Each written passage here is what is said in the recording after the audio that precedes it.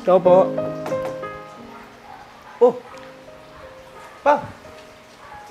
What a big surprise! Padalaw ka ata. Pumunta tayo.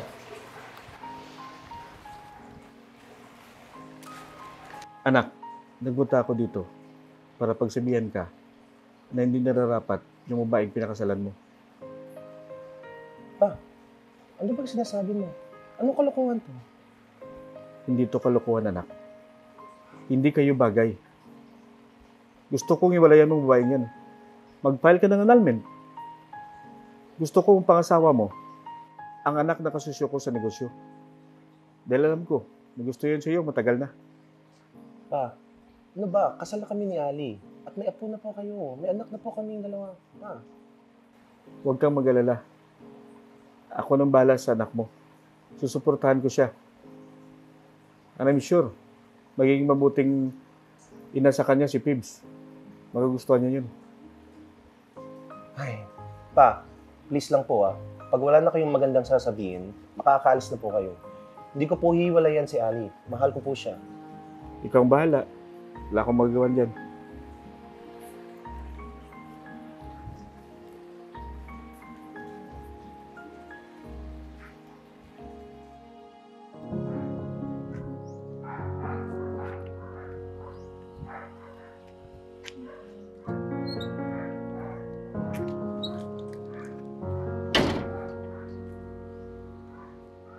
Opa, napadala ulit kayo. Naku po, wala dito si David. Nasa trabaho pa. Okay lang. Kayo lang naman ang sadya ko dito eh. Lalo-lalo na itong apo ko. Ang cute-cute kasi.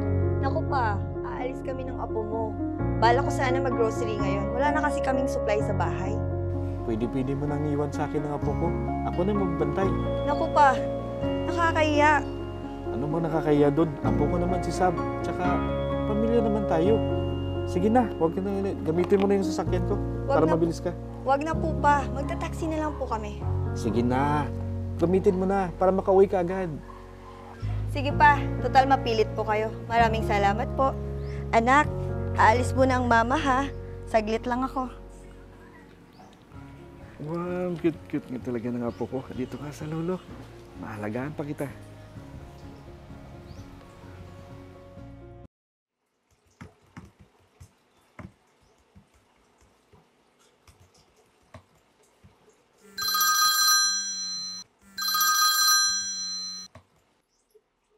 Hello?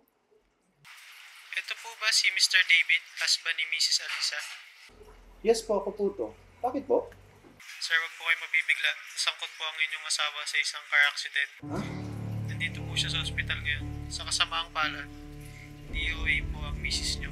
Maaari niyo po siyang puntahan ngayon dito. Hindi. Si Alisa, yung asawa ko? Hindi to totoo. Hindi. Alisa.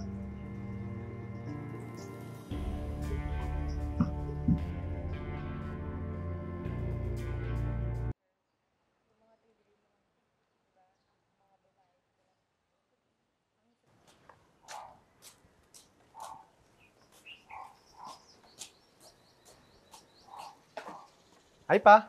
Nandito pa kami. O anak, nandito na pala kayo. Kamusta lang apo ko? Na-miss na yan ng lolo. Hi kay Lolo. Hi. Yes, kasama pala namin yung yaya niyang bago. Yung Sab. Hi po. Kayo lang? Of course not, Papa. Andito rin ako, syempre. Kala ko kasi kumain na nga kayo sa loob dun. Mauna na kayo. Sige. Pero sunod kayo agad sa amin, ha? Sige. Sige, mahal. Muna na kayo, Sige, ha? mahal. Sige. Sunod kayo, ha? Kamustahin ko lang si Papa. Kamusta naman ang pagsasama niyo ng anak ko? Nako, Papa. We're good. Tsaka, thank you, ha? Kasi finally na-solo ko na yung puso ni David. Kasi nakamove on na daw siya sa pagkawala ni Alisa, eh. Eh, malaki-laki rin naman ang in-list ko eh. Para mawala sa landas natin yung babaeng yun. Alam ko naman yon, Papa. Tsaka, ano pala yung nangyayari dun sa doktor? Lahat ng bagay may presyo. Malaki-laki yung binayad ko sa kanya para magpakalayo-layo na siya. That's good, Papa. Kaya gustong-gusto ka ni Daddy as business partner, eh.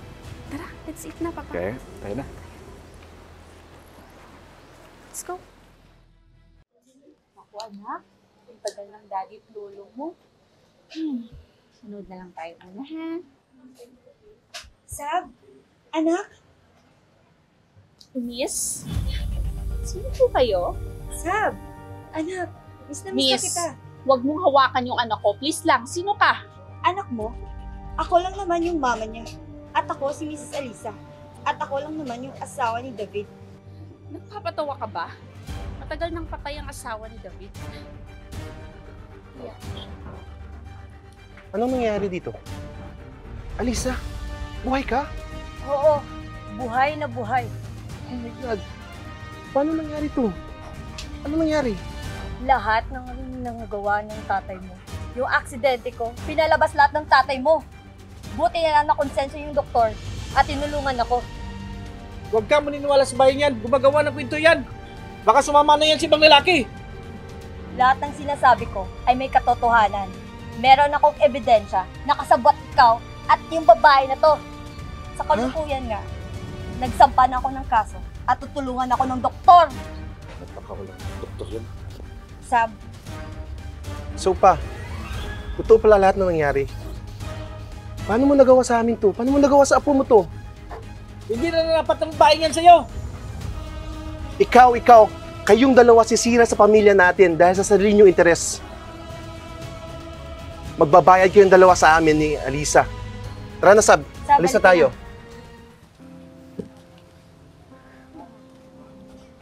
Paano na to? Very good.